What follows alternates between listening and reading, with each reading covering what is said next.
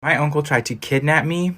Story time. Growing up, I was really close to my uncle. I mean, he was like my best friend. But then something happened between him and the rest of my family, and I wasn't allowed to see him anymore. So at this point, a week had passed since I seen my uncle. I was at school about to get on the bus to go home, but I got a text message from my uncle. And it said, "Hey, I'm out front. Your dad asked me to pick you up." And I thought it was weird, but I didn't think too much about it. So instead of getting on the bus, I found him and got in his car. And once I got in the car, he started acting really strange. So I sent a text to my dad and let him know that uncle was taking me home. Or so I thought he was taking me home. But instead of going to my house, he started driving past my neighborhood. And right in that moment, my dad texted me back and said, "Get out of that car. Do not go with your uncle. He is a bad man." So the moment we came to a red light, I jumped out of the car and started running for my life. And instead of chasing after me, he peeled off. And he was never seen again. Part 2 of how my stepmom got so jealous of me and my dad's bond that she plotted to kill me. Continuing with the story, I don't know who she was on the phone with, but I overheard her on the phone saying that she was going to get rid of me.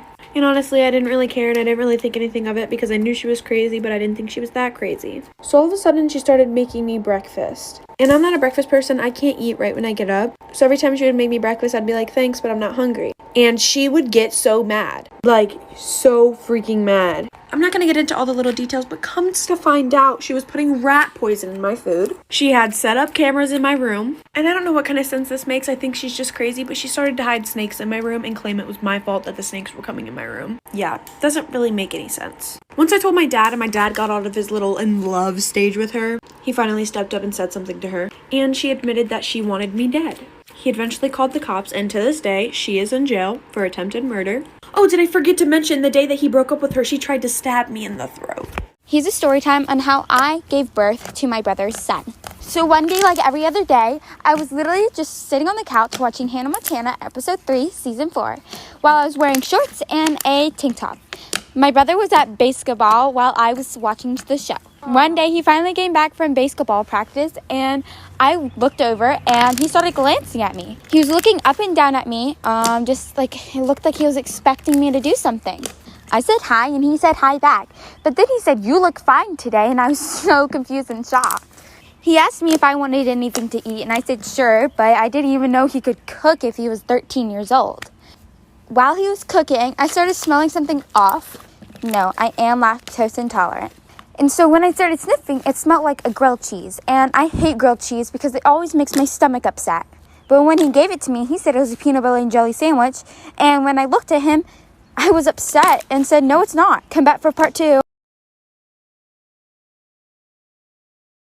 Here's something fun. When you're in a long-term relationship, you'll often find yourself doing this thing with your partner where you'll say, "When we have kids, I hope they have this trait of yours." And today my husband was like, "I hope our kids will be as resilient and determined as you." When I was 11 years old, I got in a fight with my mum when she was picking me up from school, and I was being so rude that she wanted to teach me a lesson and scare me a little bit. So she said, "You can find your own way home," left me outside of my classroom, got in her car and drove off. Now, realistically, she was just doing the block and was going to come back and pick me up, hoping that I would be apologetic. But I wasn't. I was very stubborn and was like, "I can find my own way home." And I decided to run home. I, in fact, sprinted from the school grounds and ran into a close family friend who offered to give me a lift, which I accepted, and I got home by my own means. Now, my mum did do the block and not only came back to me not being where she left me, but to one of my friends saying, "Yeah, I saw her get in the car with some weird guy." Imagining my mum's soul leaving her body that day is enough for me to not ever want kids, let alone kids like me. My sister and I have always been mistaken as twins. I'm 19 and she's 16, but we have the same height, skin tone, and similar voice. She also has a habit of being a copycat, from the way I dress to hobbies, even piercings. I know it's cute if you look at it from the outside, but sometimes it gets annoying. Like, yeah, we are quite close too, but why does she always happen to pick up everything I pick up?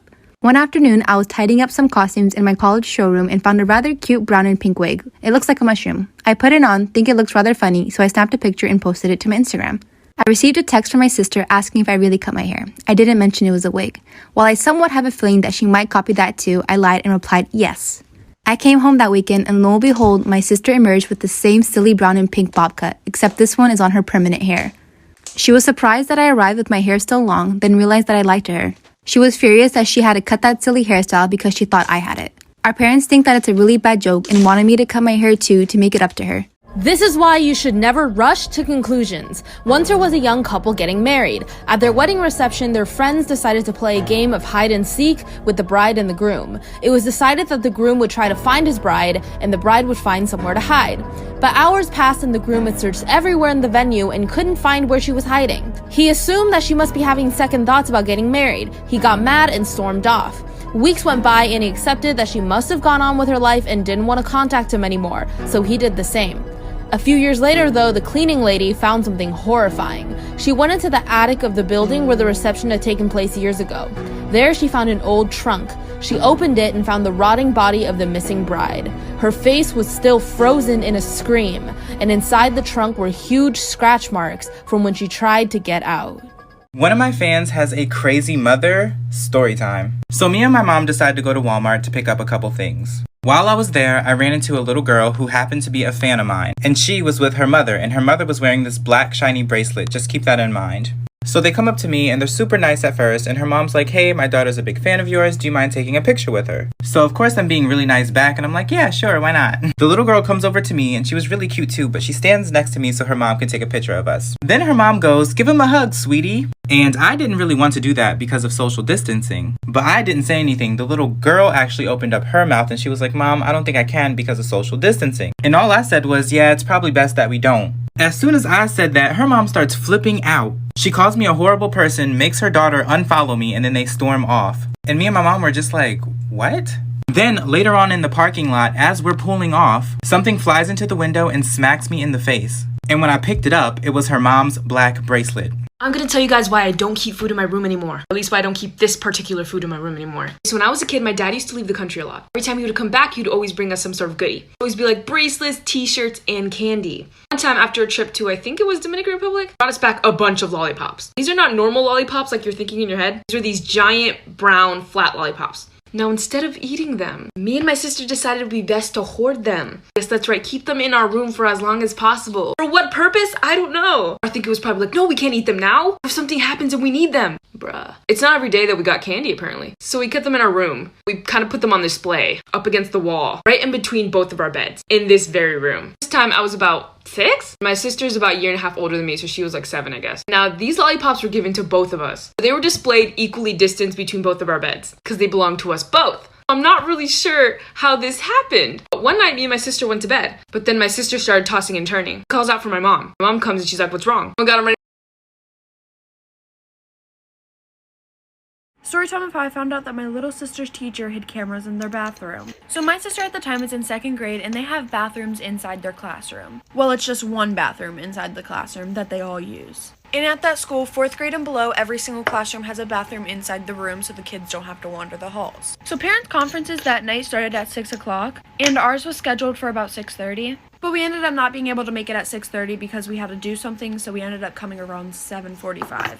Which at the time everybody was already gone. So we go and my parents sit down with the teacher and they talk. We had gone to Sonic before that and I got a blue raspberry slushie and I ended up spilling that all over the floor. So I run into the bathroom and I grab a bunch of paper towels and right when I got in there something just felt really weird to me. So after I cleaned it up I walked back into the bathroom and in the top right of the bathroom in the corner there was a box with a hole in it. I text my mom what I saw and right after I get out of the bathroom she says she has to go to the bathroom. I'm running out of time like for this crazy part too.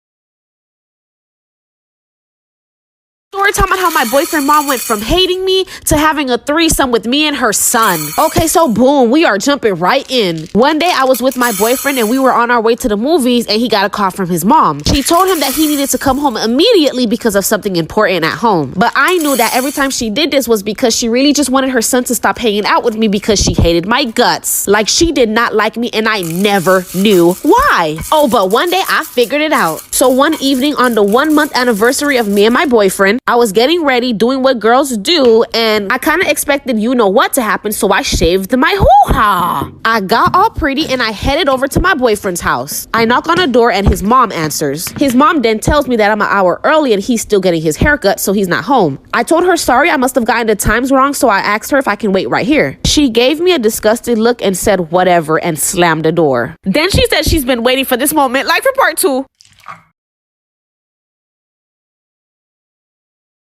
Put a finger down if the guy that cheated on you ended up getting the other girl pregnant. God, I hope this is not something that we can relate on. Well, to provide a little bit of backstory, I met this guy that we'll call Logan at a bar. And while that should have maybe been a red flag, homegirl really thought she met her Prince Charming. He swept me off my feet, we exchanged numbers, and eventually decided to give us a chance. And let me tell you, the first year was a fairy tale. 4 months we talked about having a baby, and eventually I ended up getting a positive pregnancy test back. So I was scared but excited to give this to him. And when I handed it to him, honey, he just went silent. I asked him how he felt, and his response was, like I need to pee. Later on, I begged this man to propose to me because we're having a baby together, and he proposed to me with the cheapest turn your finger green ring. And I know these are fat red flags, but at the time, I just saw them as pink because I was giving birth to our son. Well, the second it was time to give birth to him, my fiance wasn't involved at all, to the point where the nurses were asking if the dad was in the picture. I was straight up alone. But now pay attention. One female friend that went on double dates with us often, named Tori, came up with my husband to check on me.